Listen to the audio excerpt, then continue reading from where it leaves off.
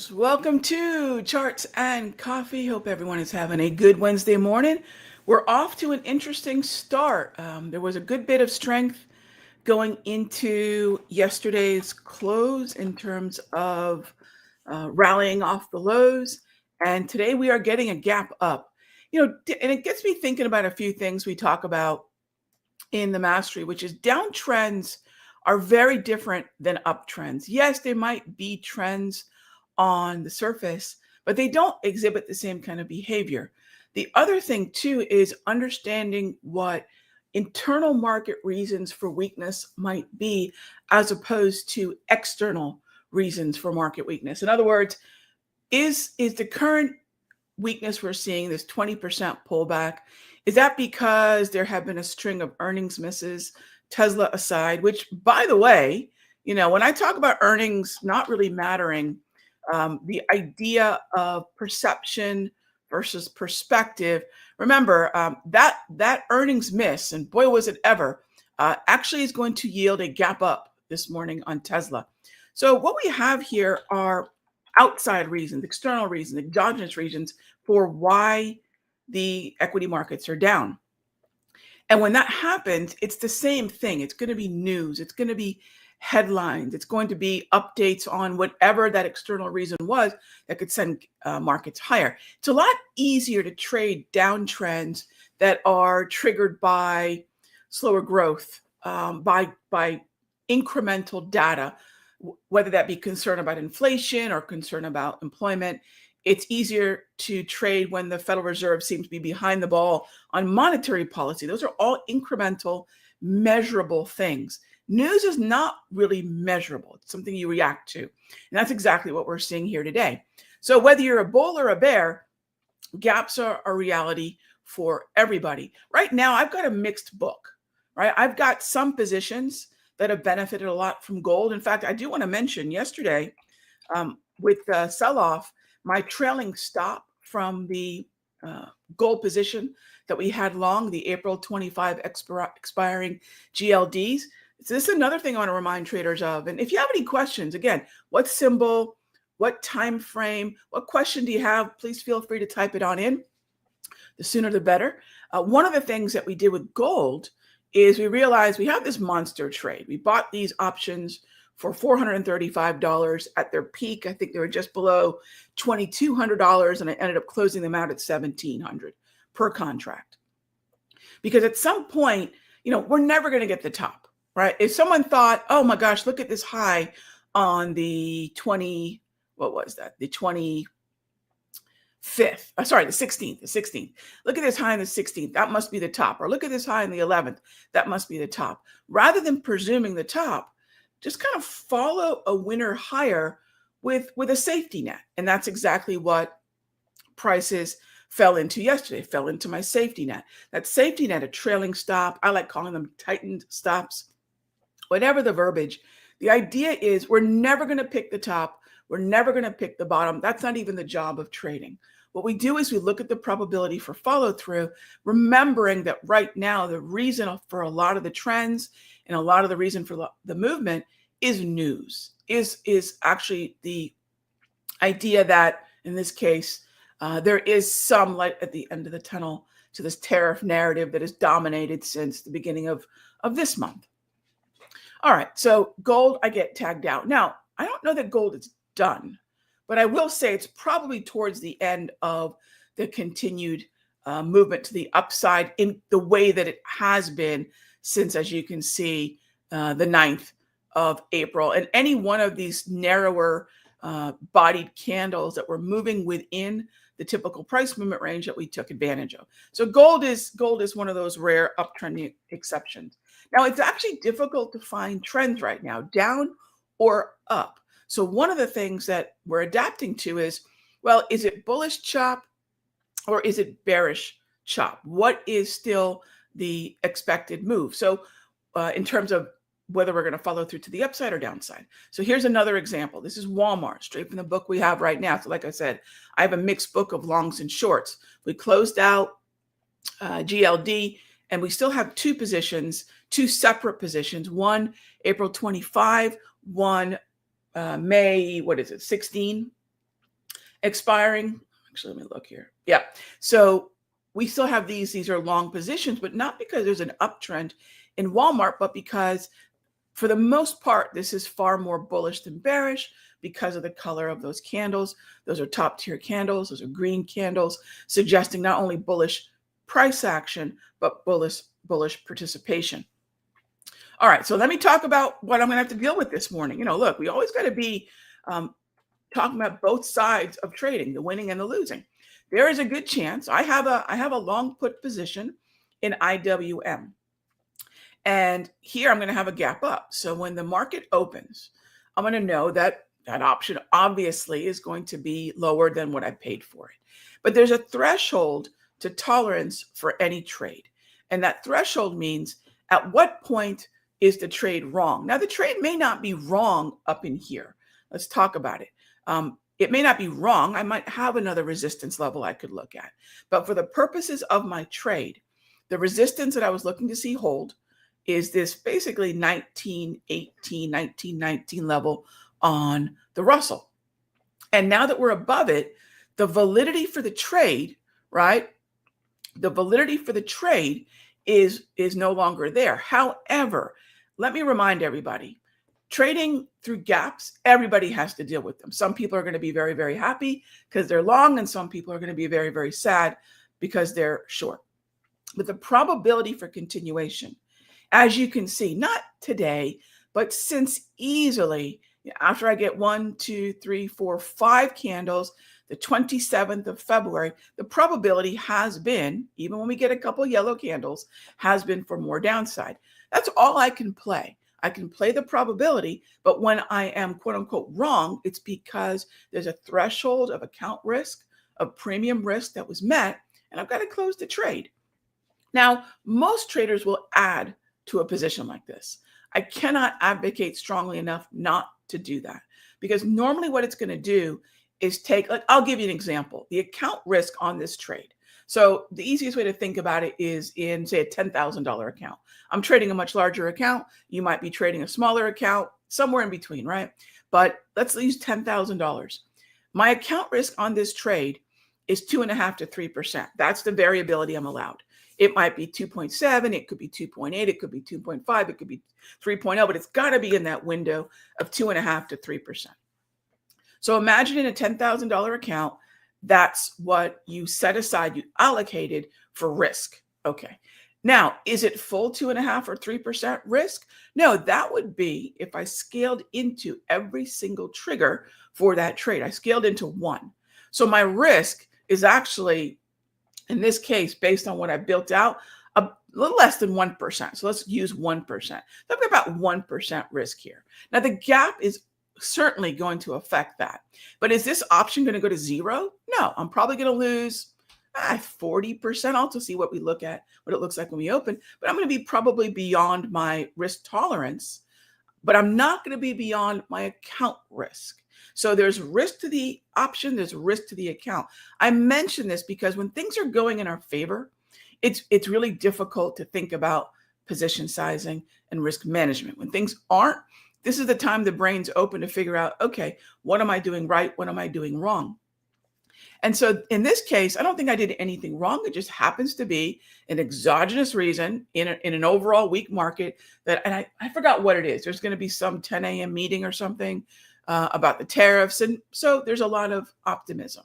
Here's the other side of this, and this is the timing side of this. Am I going to presume it's going to keep going? No, there's a pretty good chance that on the open, we'll see a bit of a gap fade. That is the nature of gaps. So when something goes up, there is a large percentage of traders that will look for a gap close. In this case, I'm not looking for a gap close. That would be wonderful, but I'm not looking for it. That gap close would be somewhere in the vicinity of, call it 1895, 1896. Like presuming that, no. But if it starts to come back down at that level throughout the first 30 minutes of the day, I've got a better chance to take my loss. I'm still in risk management mode, but take a smaller loss rather than panicking right at the open when the spreads are wide, the volume's not even present, and I really don't know what it is that the Russell is going to be doing. So the thing about trading, gang, is this, and I thought about this morning, spring training and all coming up. And I was thinking about this. Who's your favorite baseball player, if you even like baseball, right? Who's your favorite player? I grew up, watched the Red Sox. That's my favorite team. And the Orioles, my cousins live in Baltimore. So I grew up watching those teams and I had certain players. And it's really interesting if you ask somebody, who's your favorite ball player? For some people, they love the big home run hitters, right? That's cool. For others, they might love a really great defensive shortstop. For others, they might, love a pitcher, whatever it may be. I like Pedro. So those are different things that I find tell me a lot about the type of trader you are. That's your kind of trader or spirit animal, if you will. I like Cal Ripken. I grew up watching the Orioles. I love watching Cal Ripken. He and Ted Williams are my two favorite ball players. And Cal showed up game after game healthy. That's what I realized I've modeled my trading after. So if you're a home run hitter, you're going to, naturally do the things that home run hitters do. They're going to add, they might exceed allowable count risk. Maybe you use a max debit stop. I mean, you're looking to hit the ball over the wall. That's fine. Right out of the stadium if you can. For me, I'd rather show up healthy the next game. And this is where, if what I'm saying resonates, great. You're probably more of a get on base, stay healthy, have a long career kind of trader. If you're more of a home run hitter, this won't resonate at all. And that's okay. There's lots of ball players that are in Cooperstown. But keep that in mind when you listen to anybody, including myself, talk about the way they manage risk and the way they manage trades. I play probabilities. I want to get on base. I want to bat in RBIs. I want to win the game. I don't have to hit the home run, right? Nothing wrong with that, but I don't have to hit the home run. Now, there are times, let's flip that around. Can we hit home runs? Absolutely. I would call GLD. This is the second time we've done this since the end of January in the Sector Sequence Mastery, where we have a 4 or 5 time gain on what we paid for the option. So we paid about $400, yielded well over $1,600.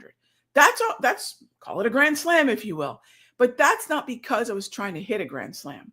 It was the right pitch. It was the right swing in the right zone, and it ultimately yielded that. So we can't force these big trades. I can't force the home run. A lot of that's going to be on the pitcher and what they give me. So keep that in mind. Ultimately, when we have environments like this, especially downtrends, please don't look at them as the same way you would an uptrend, right? That's probably my big PSA here this morning. Do I like the downside? I do. I probably used to like it a whole lot more, probably 8 or 10 years ago, before we started having a lot of external reasons for weakness and not monetary policy and different data, economic metrics for the weakness. Think about that when you think about, well, why is this moving lower, right? Or higher for that matter, but really lower is the case. All right, so those are the things that we're going to keep an eye on. This is what I'm going to be dealing with. I'd love to see a little bit of a gap fade. I'm not hoping and wishing trading isn't a birthday cake, but I am ready for that reality so I can reel in some of my losses, which are frankly going to be pretty minimal. So again, remember, account risk and then premium risk is going to have my risk probably still, even with this gap up, less than 2% of my account.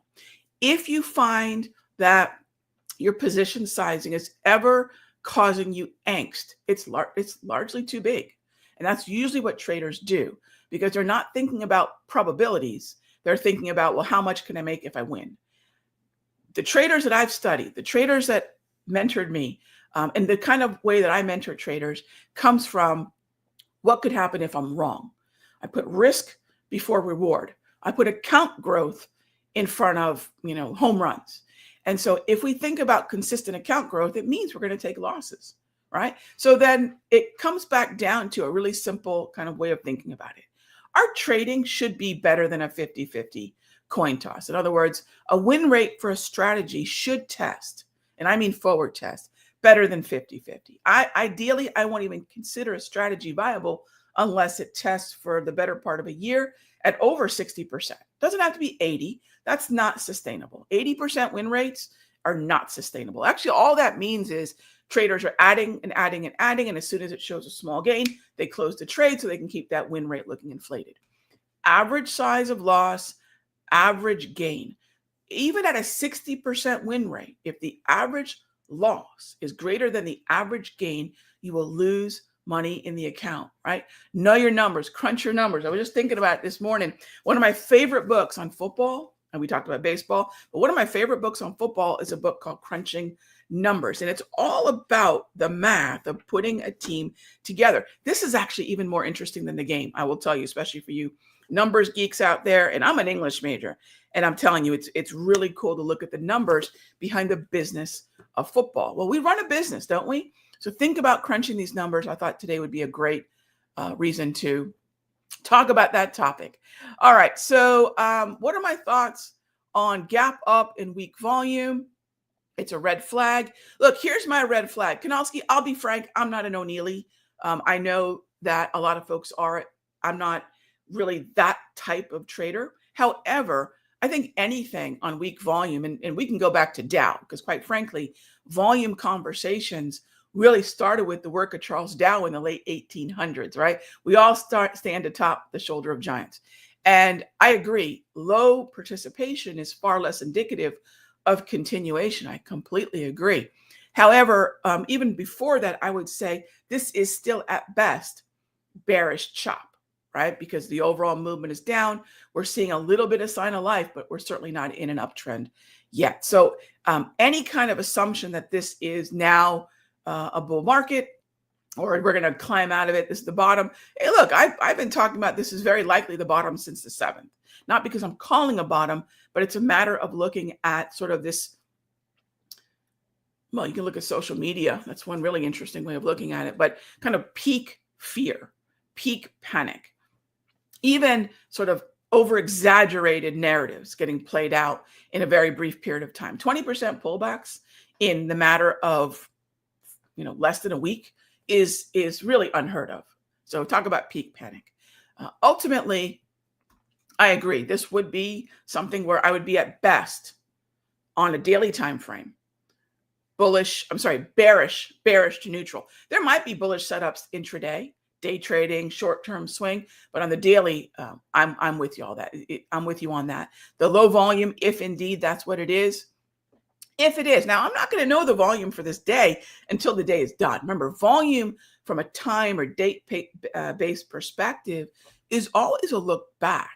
When the day is done, I can say, oh, we ultimately ended up with high volume. I mean, we'll know probably midday, mid-session if we're near 100% sooner than we would be at the close. So it'll take a little time, but we'll have a better idea.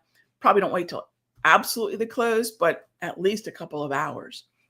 So I won't know till after. What I am interested in is whether or not on the open we see a lot of weakness on this or not. But great point about volume. I love it. Podolsky, yes. All right. As far as AMD is still very, very weak. I have no interest in the long side of AMD. This would be a lot like what I talked about with the Russell. It would be waiting for a rally and then short into resistance or buy puts into resistance. So I don't have a plan of attack to the long side of AMD on the daily time frame. And frankly, I definitely don't on the weekly. So even longer term, the weekly is in a downtrend, a fairly relentless one. So this would be long puts all the way. Now, if there's a little bit of weakness intraday, maybe it's a 5-minute time frame, maybe it's a 1 hour time frame. That's possible. The 1 hour is in an uptrend. But other than that, that time frame is going to be where I would choose directional bias. The shorter the time frame, the shorter the time horizon. Longer term, much longer term, I'm bearish. Short term, look, it looks like everything's waking up kind of bullish this morning. All right, gang. As always, thank you so much for your questions. Thanks, Kanalski. And thanks for the question. Well, you didn't put your name in there. D or smiley face. All right. Thank you as always. I'll see you tomorrow. Same time, same station. Crunch your numbers. Know your numbers, gang. I'm telling you right now, that is the holy grail. I'll talk with you tomorrow. Be good to each other.